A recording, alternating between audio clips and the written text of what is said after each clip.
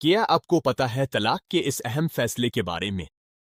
اللہ معاف کرے، کیا اب تک ہم سب غلط تھے؟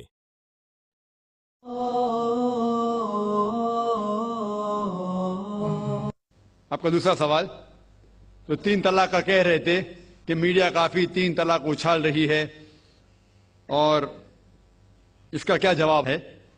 افسوس کی بات ہے کہ معاشرے میں، مسلمان کے معاشرے میں 3 قسم کی طلاق ہے۔ مسلمان کے معاشرے میں، سوسائٹی میں، ایک طلاق بدعت، طلاق طلاق طلاق ایک ساتھ میں ہو جاتی ہے۔ ایک طلاق حسن، جو طلاق دو، 1 ماہ رکو حیض کے لیے، پھر طلاق دو، پھر رکو، پھر تیسرا طلاق دو۔ اور تیسرا طلاق کے حسن، جو بالکل صحیح طریقہ ہے، جو قرآن شریف کے ہے، طلاق دو اور 3 ماہ رکو۔ قرآن کی آیت ہے سورہ بقرہ میں، سورہ نمبر 2 آیت نمبر 228 میں لکھا ہوا ہے کہ جب بھی آپ طلاق دیں گے تو 3 ماہ یا 3 حیض کی عدت ہے، تو طلاق پورے مکمل ہونے کے لیے 3 حیض یا 3 ماہ، 3 منسٹرل سائیکل اور 3 منتھلی کورسز مسٹ ہے، کمپلسری ہے۔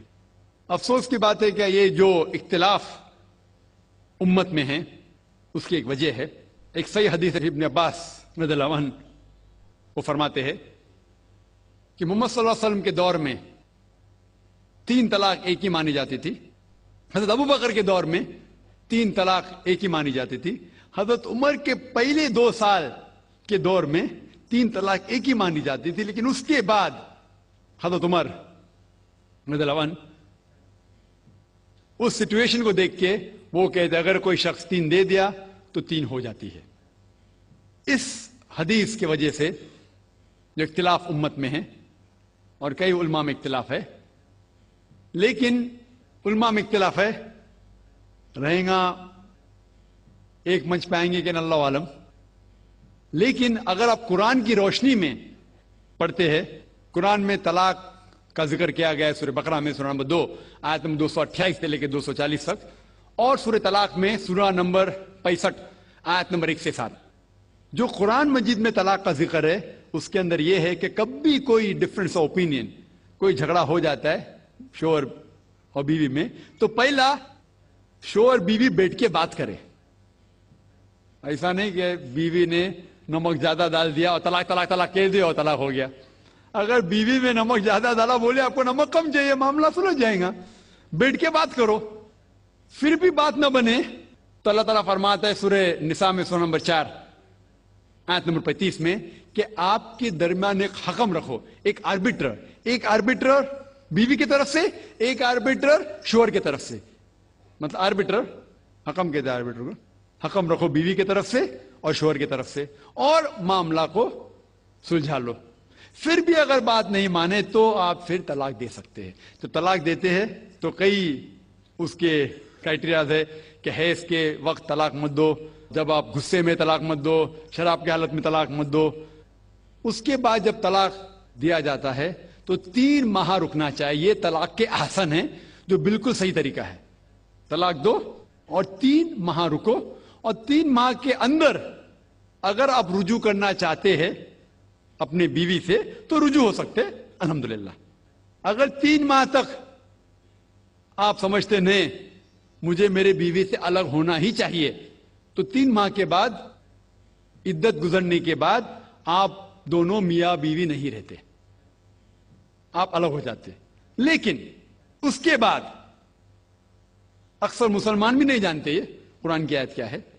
قرآن شریف میں لکھا ہوا ہے سورہ بقرہ میں، سورہ نمبر 2 آیت نمبر 232 میں، کہ اگر وہ شخص اپنی پرانی بیوی سے پھر سے شادی کرنا چاہتا ہے تو مت روکیے۔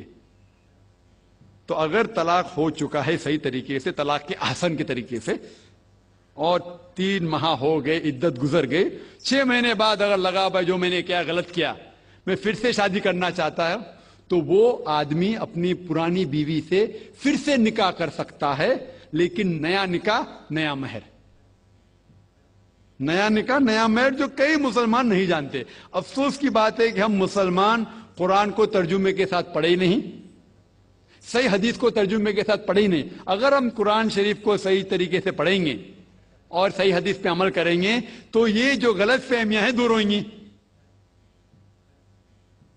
اور پھر سے اگر شادی ہوئی پھر سے آپ ساتھ میں رہ سکتے، پھر سے پرابلم ہوا تو پھر طلاق دو، پھر 3 ماہ رکو، پھر سے الگ ہو جاؤ، پھر سے آپ چاہتے پھر سے شادی کر سکتے۔ 3 بار جائز ہے، تیسری بار آخری بار ہے، اس کے بعد آپ پھر سے شادی نہیں کر سکتے جب تک وہ دوسری کسی سے شادی نہیں کرے۔ لیکن میں نے اپنی زندگی میں ایک بھی شخص میرے زندگی میں نہیں آیا جو طلاق کے حسن کیا، صحیح طریقے سے طلاق دیا، علیحدہ ہو گئے، پھر نکاح ہو گیا، پھر علیحدہ ہو گئے، پھر نکاح ہوا، پھر علیحدہ ہوا۔ میں نے کوئی بھی شخص میرے زندگی میں پورے دنیا میں ایسا شخص کے بارے میں سنا ہی نہیں جو صحیح طریقے سے کیا اور بچھڑ گیا، پھر سے شادی کی، پھر سے بچھڑ گیا، پھر سے نکاح کے، پھر بچھڑ گیا، پھر شادی کرنا چاہتا ہے۔ اگر آپ صحیح طریقے سے قرآن کے اوپر عمل کریں گے تو یہ نوبت آئیں گی نہیں۔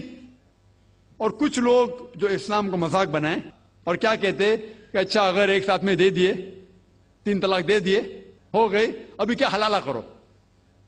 قرآن کہتا ہے 3 طلاق ایک ساتھ میں بھی دیں گے تو ایک ہی ہوتی ہے۔ محمد صلی اللہ علیہ وسلم کے وقت میں 3 بھی ایک ساتھ میں دینا ایک ہی ہوتا تھا۔ حضرت ابو بکر کے ٹائم میں بھی 3 طلاق ایک ہی ہوتا تھا۔ حضرت عمر کے دور میں لوگ جو کہتے 3 طلاق 3 ہوتی ہے، کئی علماء کہتے ہیں کہ ان نے یہ اپنے فتوے پہ رجوع کیے اور انہیں افسوس تھا کہ یہ فتویٰ انہیں دیے، اور کئی لوگ کہتے نہیں ان کا فتویٰ صحیح تھا۔ اس میں امت کا اختلاف ہے، لیکن اگر قرآن کی روشنی میں دیکھیں گے تو 3 طلاق ایک ساتھ میں بھی دیں گے تو ایک ہی ہوتی ہے۔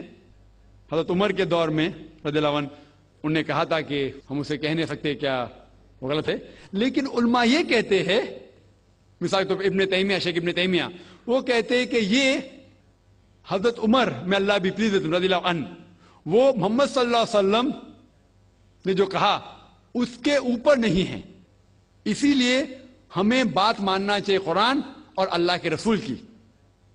اس کے اندر حضرت عمر میں اللہ بھی پلیز رضی اللہ عنہ انہوں نے رجوع کیا، اسی لیے وہ کہتے کہ 3 طلاق بھی ہوئیں گی تو ایک ہی ہوتی ہے، 3 نہیں ہوتی۔